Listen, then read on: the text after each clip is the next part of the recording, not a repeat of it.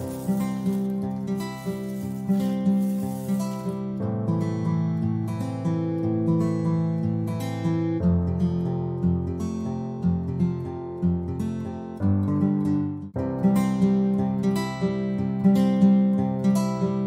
day and welcome.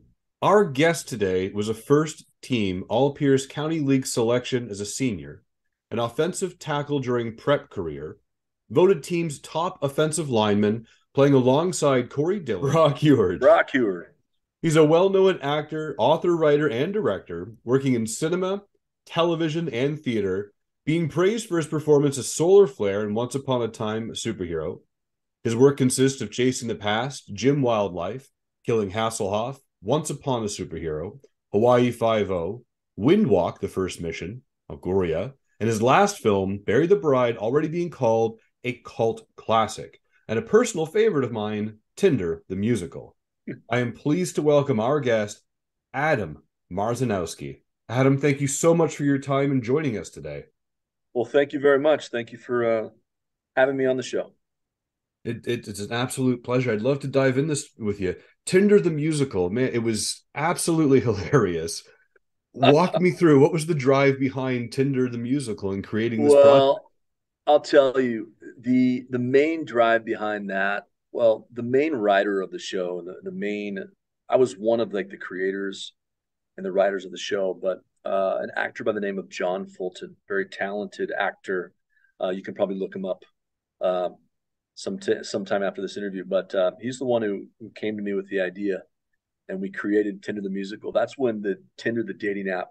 There's tons of apps now, but that's when Tinder was like one of only two apps that people used for dating. So we thought to ourselves, how funny would it be if we created a musical? So we rented out this theater and we shot the whole entire thing in one day. We had all these dance sequences and lyrics, and John and I practiced the lyrics, and he really brought it together. He told me it was so funny. He goes, I go, John, why are we doing this? Why are you so perfect at this? He goes, Justin Timberlake's perfect when he's making music videos. So I'm like, well, we might as well follow that route. It was it's an absolute pleasure, and for those watching who have not seen Tinder the musical, you got to find it. It's absolutely funny. Now, And what's funny is that was shot like 10 years ago, right? yeah, And it was a Funny or Die classic, but it didn't get as many views as like some of the other huge ones that have come out. Like Jim Wildlife was a huge one. That one got like millions and millions of views. But you never know. Maybe there'll be a resurgence, Tinder the musical resurgence. Who knows? it's neat how you say, because it's still a classic, right? And I was never on Tinder, but the people that I know that have been, and I've showed that to them, and they're like, yeah, no, that's exactly what it's like. It was so perfect to mimic the app, and you guys did a fabulous job. Yeah, a lot of credit goes to my friend John Fulton. Like I said, he's a very talented actor, big commercial actor in Hollywood, and you may want to bring him on next. You never know. If he's available, absolutely. Yeah. So, Adam, walk me through, what do you think is the most challenging aspect of being an actor?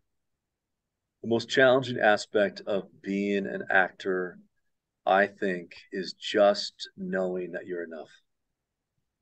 Knowing that when you audition for a role, if you don't get it, you can't take it personal, because there are literally hundreds, if not thousands, of people auditioning for a role. Um, you have to be okay with no. I think as you get older and you get told no more often, you realize that show business is a business, Mhm. and that if you do get a role, you definitely earned it, because it's something that's special. It takes time to get those auditions that really mean something.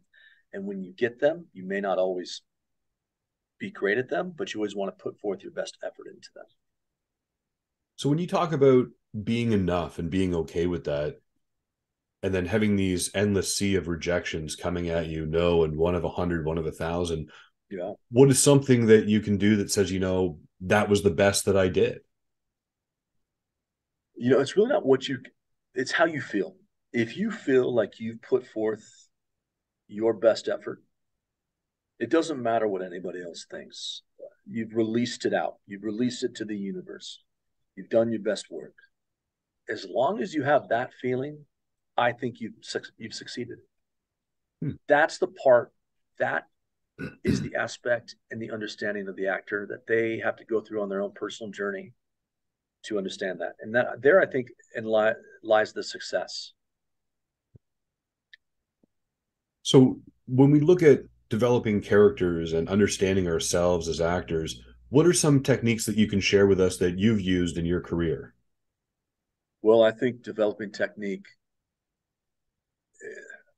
it really depends. I think traveling around, seeing other people doing other things helps you as an actor. It helps build layers, different experiences, different jobs. Um, I think what makes good actors is observing people, right? I think you're constantly observing people, educating yourself on different patterns, speech, the way people act with one another, right? All sorts of stuff. I think Johnny Depp once said that he used to mimic animals. He used to look at animals and how the way animals would be or the way animals would walk, and he would actually um, mold that into a character. And I Hmm. always thought that that was pretty interesting. You know, it's being observant. So kind of having some different aspects of life experience can. Yeah, I don't think. Here's the thing. I think the more life experience you have in any profession makes you better at it. Hmm. At least part way. You know what I'm saying for that aspect of understanding how to um, articulate, how to express yourself. So when you look at these endless sea of rejections, and so, as you said, sometimes you're one of 100 or one of 1,000, and you really can't take these personal or business decisions that get made. What are some tips that you can share with us that says, kind of pull up your socks, the next one's yours? What are things that you use to help with that endless sea of rejection that comes Well, like by? for example, let's say I have a really good audition and I feel really good about it, and I don't hear anything back. Usually, what I'll do is I'll take the script, I'll throw it away. I'll just throw it away. It's done. It's like that's it, done. Mhm. And in a way, that action helps me forget about it. And maybe the next day I'll wonder. And after a few days, if I don't hear anything, I have trained myself over time to be okay with that. Oh, To be okay with that. It's just different for everybody. I think everyone has their ways of dealing with rejection. I think it's far easier to get fired from a job than to get than to get rejected from an acting gig or an audition, right? Because one of my best friends told me something. His name's Graham Shields. He said, "You have to audition as if there is no job on the other side. mhm. You have to audition. There should never be a job on the other side because, in a way, that puts a chip on you that's like, oh my God, there's this job, there's this carrot, it pays me money, right? But to me, I've trained myself to learn it's just about the experience. And, some people will disagree with me on that. They're like, oh no, I do this to pay my bills. You know what? Everyone has a different journey. I really like that you said that. It's this, you get this piece to audition, but why do you feel that it's easier to be fired from a job? Because you can act forever. Mhm. You can be an actor forever. But jobs, a real job pays your bills. You know what I'm saying? I'd say that a majority of actors have some sort of other income coming in, Right. you know? So you've got to be able to put yourself in a position. So if that role comes along, you're still able to have a job in between. If you're not the top 1% of all actors, right? That's fair. I think it helps with the mental load, right? If you get fired from whatever job you're in, you have that Yeah. you Well, have think those about this. Like I have been fired since I was 22 years old. Gosh, probably been fired like 4 or 5 times. but not for anything that bad. Just it just wasn't meant to be. The job I wasn't good at it. Do you know what I'm saying? Like you're like one day you come in, you're like, we think that you'll be a better fit someplace else, and then you're like that day you're like, oh my god, I lost my job. But then the next day you're out with your friends, you're like, thank God I don't work there anymore. You're not wrong. That's a good point. A lot of people do come back with that. They go for a pint with their pals, and oh, I don't have to listen to this person. And yeah. Everything. I truly believe this, that everything that we do, that you and I do, happens for a reason. So when we look at acting and we look at challenging roles, and one of the cult classics that you're in is Bury the Bride. There's these, sometimes you get these moments, and I'm sure you can relate, where they size you up and say, okay, you're going to be the bad guy, but in real life you're actually a very nice individual, hanging out, high five, and all that stuff. So how do you break that barrier and say, well, this is my job to be this bad guy in this film, and not take it home with you? How do you get into that role if you've never been that type of person? Well, the actor's imagination is a very powerful thing. Some of the greatest acting teachers in the world say, acting lies within your imagination. Hmm. It lies within doing.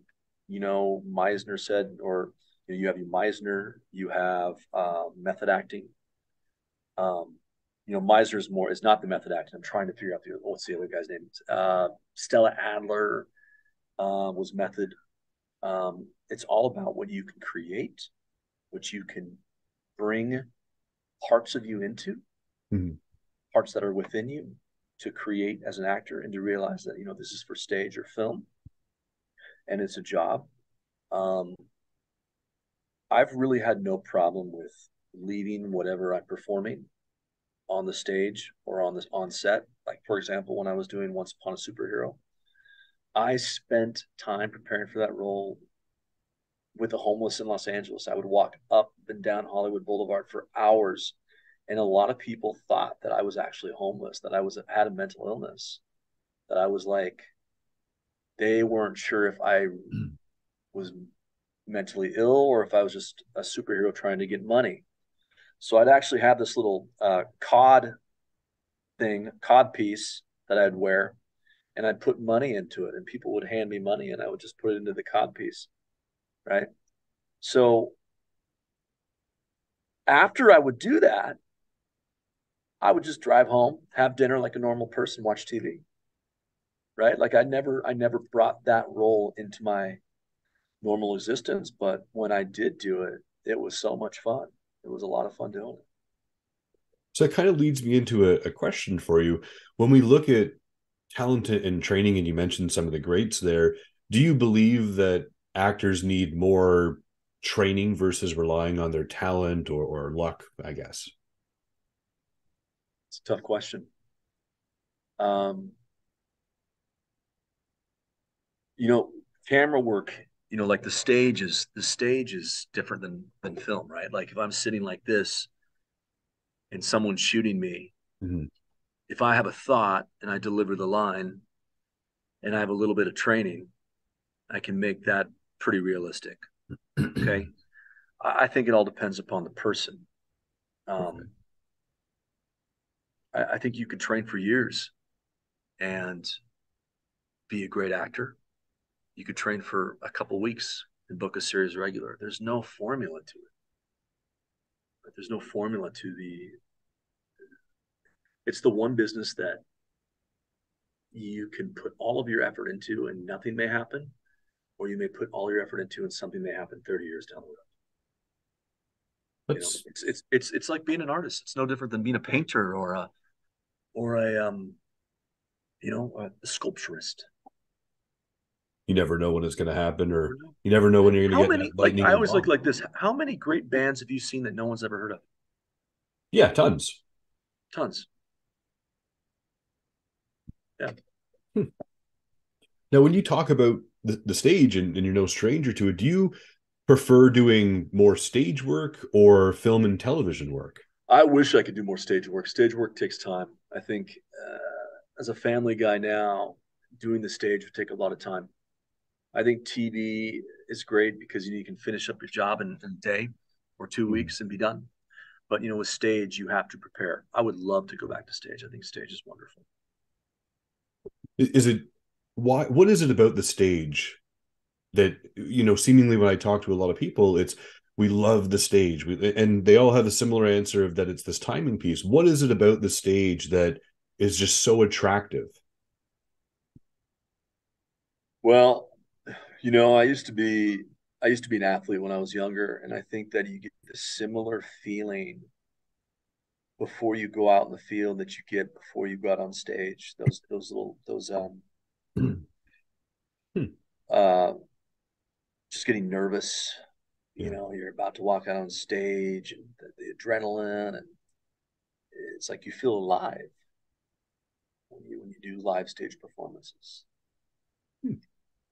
I like that You you know, I said just that. Just I just remember, like the first couple plays I did, like there are moments where sometimes you're doing a play for a couple weeks where the moments aren't there, but when they are there, magic happens. Stuff that you never would have thought would happen on stage happen.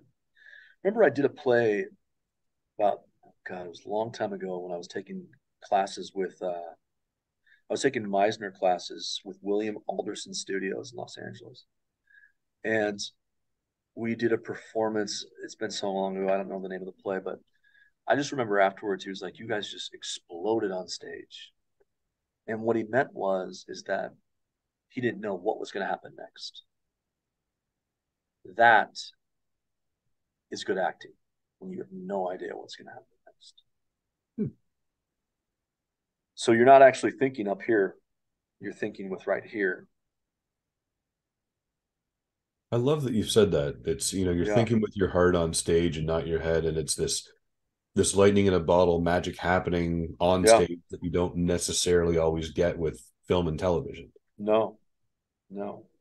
That's why they're the film and television actors. Like when you see the good ones, they can master that, master it. Now, you had mentioned your athletic career when you were younger. Did you always have your eyes set on being an actor at one point? Were you ever like, No, man. I mean, I started the acting journey around. Well, I took voiceover classes when I was 24, and then I took a break from that, and I didn't start really getting back into acting until about 28 and a half, 29. So it was pretty late, relatively speaking, right. to get involved in acting. But like I said before, you can act your whole entire life as long as you're healthy. But was that the dream when you finished school? Was it to become an actor? What were your Oh man, I'll be honest with you. When I was playing football, my dream was to move to San Diego and surf. I wasn't really thinking about what I wanted to do. I thought about being a lawyer. I thought about teaching. I thought about all sorts of stuff, and I was just like, man, what is it that I want to do? And then I just was in LA, and I signed up for Central Casting, and I got cast as a background actor for a show that was pretty good show called Viva Laughlin back in 2009, and I just loved it. I thought it was great. You know, I just was like, wow, man, this acting lifestyle is so amazing and wonderful. And it is, but you also realize how much you give up for it, how much you have to sacrifice for it. And there are certain levels that you will sacrifice for it, and there are certain levels where you won't. what's the dream though, right? I mean, anything that's worth pursuing is going to have sacrifices and hard Oh, work in front of it. anything you do is going to have sacrifice. And um, the goal for every actor is to be, I think, is either to be a series regular, okay, or just to be, plainly obvious, make a living as an actor. Yeah, I think that's a lot of people's dreams is getting that break and whatever that may look like. There are different ways breaks can happen, over time, for sure. Now, with your career, is there a production that you've done that is just so memorable for you, whether it be stage, television, or film? I think I think Once Upon a Superhero was probably something that I'll remember for the rest of my life because that tested me physically. Uh, it tested me emotionally at times too, because it was challenging with the heat wearing that costume, the amount of time it took to make the movie. Uh, you know, the director and the producer were always button heads, and that kind of created a lot of chaos. Um, but what came out of it was a fantastic film, a fantastic movie. I think the director John Klein, he's a good friend of mine, is trying to get that movie out, to get it distributed. It should be. I wish I could show it to you. Maybe he can send you a link. Maybe I'll have him send you a link so you can take a look at it. I'd love to, Um, yeah. but he's the film had so much chaos around it, and it finally got cleaned up in the end for this beautiful, beautiful composition of a film. We just never got to the point where it was being distributed. It got in some festivals, but I still think it's a film that can be put out there in a reasonable fashion that people enjoy. Good. I have a question for you, and it's a little bit more personal, but what is it something that people tend to misunderstand about you? Misunderstand about me? Oh man, I am a softie. I may look scary, but I'm like a gentle giant. My Some of your wife boss my performances I've wife boss seen. my wife bosses me around, bro. Who's the boss? She's the boss. So, and she's like a foot shorter than I am. So I'm like, well, not exactly a foot, but yeah, man. I just I am a deep thinker. I'm yeah. I love people. I love talking about things that matter. I don't like talking about surface level stuff. I enjoy talking about what's going on spiritually in the world, morally in the world, um, how we can make ourselves better human beings, things like that. Interested in stuff like that.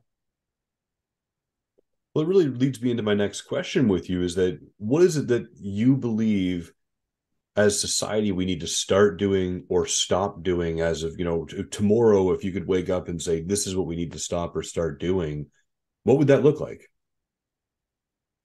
Gosh. Well, um, first of all, I do think that we live in a very different world. I'm living in a very different world than I was in the 90s when I was a teenager than when you were a teenager. Phones and technology have taken over our lives. Social media has taken over our lives. I think the world would be better off if we didn't have any of that. Less Tinder, less Less social media, um, less cell phones. I mean, I shouldn't say less cell phones. Um, a better way. See, what's happening is that we're forgetting how to communicate. This is my personal belief. We're forgetting how to communicate. We're all hunched over. Our spine is turning into a U shape, not Mhm. an S shape.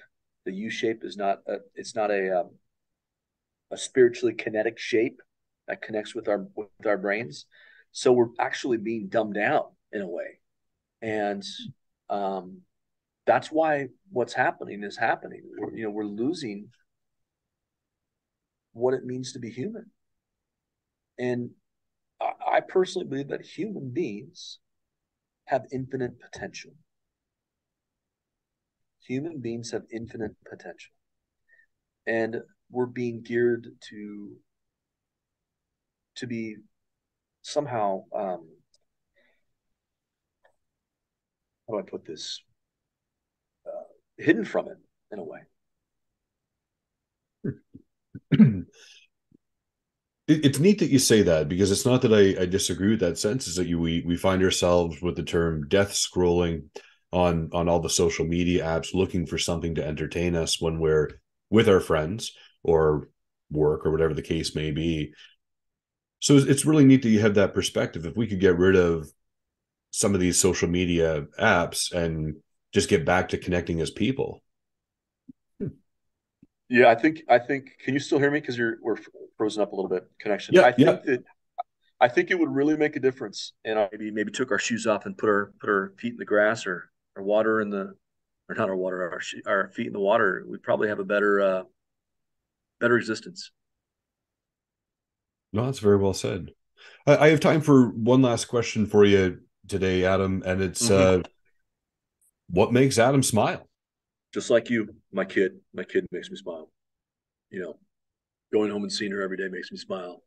Um, Having a family makes me smile. Having a healthy family makes me smile. Living every day and being grateful for every day makes me smile. Being grateful for friends makes me smile.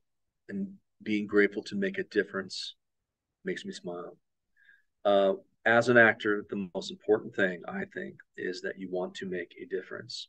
You don't do it for yourself. It's hard to say that as an actor because actors are selfish. But my best advice to those in pursuit of this goal is do it for other people. Do it for other people because a lot of people live very mundane lives, and if you can make their lives exciting, then you might not need that second job. That's all the time I have for you today, Adam. I really appreciate it. Everybody watching, thank you very much for tuning in to Coffee with Chris. Remember to smile to inspire and have a fantastic day. Thank you.